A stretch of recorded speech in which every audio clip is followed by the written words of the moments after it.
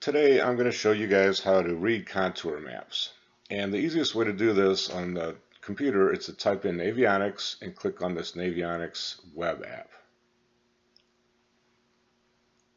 What this will do will allow you to basically look at any lake in the whole country. So I'm going to zoom out and go to a lake in northern Wisconsin. It's a natural lake that has some good contours to teach you how to do this. While I'm zooming in, I do want to let you know you can also download this Navionics app onto your phone, so whatever lake you go to in the country, you'll have access to these contours right on your phone. Okay, so as I'm zooming in, you're going to see things are starting to come into detail now. And again, just the basics of how to read a map and contour lines. Let's let these come into focus. There we go. If you look at these contours here and here and here, the further spread out they are, that means that there's just a gradual taper. So in other words, this one is 54 feet, this is 58 feet, this is 52 feet, 51 feet, and there's quite a bit of distance between these. So the wider or the more spread out the lines are, the more gradual the break line. If you see these really dark lines here and over here, what's going to happen there is that's a very fast, steep breaking shoreline or structure. So as I zoom in, you can see lots of lines. This says 37 feet, this says 25 feet. I'll zoom in a little bit more. And you can see this is the shoreline, and this breaks very, very fast. Within a relatively short distance from the shore, you're already in 28 to even 37 feet of water.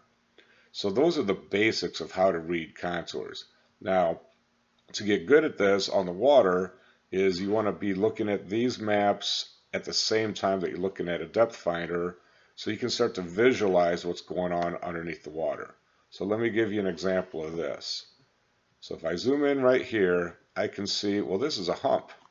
Right here it tops out at 16 feet. I'll zoom in a little bit more.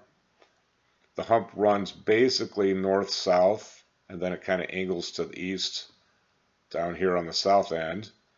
The overall hump is, most of it's about 19 foot of water right in here. But you can see it's surrounded by very deep water. This is a 51 foot hole, and I've got pretty steep breaks in all directions off of this hump.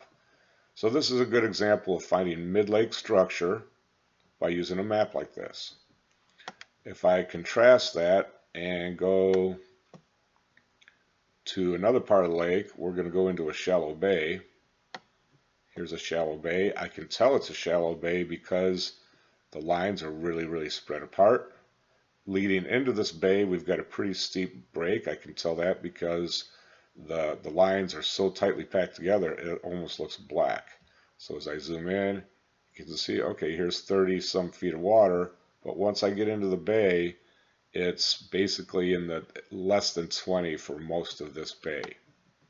So here's an island in that bay. Again, this is the shoreline. Here's a point. I can tell looking at these lines right here that this is a sharp break to the north, and to the northwest I can see this is a very gradual tapering break. In fact, this is the 5 foot contour right here that creates what's called a saddle. The saddle is underwater between shoreline and an island. You can also have saddles that are between an island and an island. Some saddles are shallow like this one, other saddles are a little bit deeper.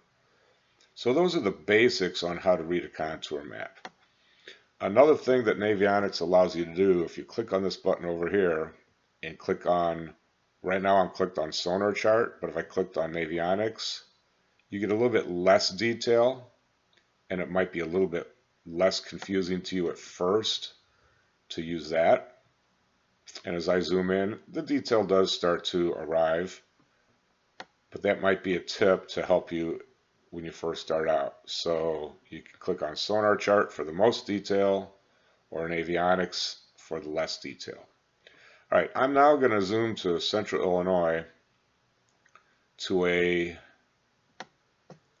lake that's a reservoir style. Reservoirs all over the country are basically the same, so I'm just going to pick one that I'm a little bit familiar with. So we're going to go down to Lake Clinton here, central Illinois, just south of Bloomington. Now as I zoom in, I'll stop right there. Here's the dam. And the dam is damming up or clogging up a river or a stream that was once feeding this farm area or valley. Coming in this arm would have been another creek or river, and coming in this arm would be another creek or river. And then you could certainly have some smaller creeks feeding these arms, these smaller arms. But in every reservoir in the country, the dam is generally going to be the deepest part of the lake. As you move further from the dam up to the source, it's going to get generally shallower and shallower. That's pretty much true every reservoir wherever you are. Now, you probably noticed these pink lines going through this arm. That is the original riverbed or creek channel. And you can see in this particular lake, there's two main rivers that were feeding this. And when they dam this up, the lake has two major arms. Not all reservoirs have two major arms, but they all look something like this. Now again, using the information I just taught you about reading the lines, as I zoom in, a few things will start to come into the picture. So let's just pick this cove, for instance. As I zoom in, I can see a couple things right off the bat. These dark lines means that there's a lot of contours packed together. So I know that this eastern side of this cove, starting at this point, is a pretty sharp break. In other words, it gets deep very quickly close to shore. Contrast that with this other side, kind of the northwest side, that's going to taper a little bit more. It's going to break more gradually. So that's just something that's easy to figure out now that you know how to read contours. Okay, so here's another thing. I just scrolled to another part of the lake. Again, this is that pink original river channel. And if you look here, it sweeps in very, very close to shore, right here. It's almost touching the shore. This whole edge right here are very, very steep contours, so they break very fast down into the original river.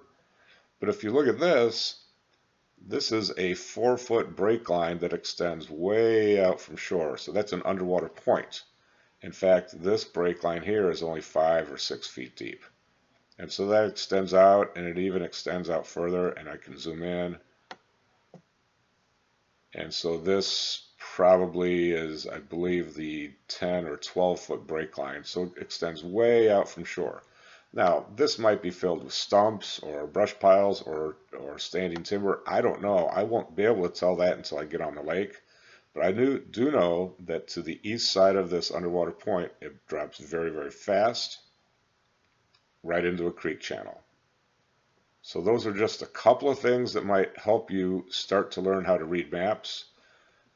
My best advice to you, especially if you're a younger fisherman who is generally taken fishing by an adult, you're not maybe running the boat, I would start learning how to read contours, even if you're not the person on the trolling motor, even if you're not the person driving the boat. I know when I was younger, I didn't really pay attention to what was happening beneath the water. I just was like a robot casting like crazy to try to catch fish. Once I started reading maps and understanding what was going on beneath the water, I became a much better fisherman. I was much more in touch with what was going on, why we were fishing different areas and whatnot. So I hope this helps you to read maps. Again, this Navionics, you can get the web app and download this on your phone as well, and you can do the same thing out on the water, or sitting at home on your laptop, you can look at any lake you want to in the whole lake. So for instance, if I want to look at Kentucky Lake, all I have to do is scroll to Kentucky, zoom in, and as I zoom in, you're going to start to see the detail pop out at you. I hope this helps you. Be sure to hit subscribe, and we'll see you later.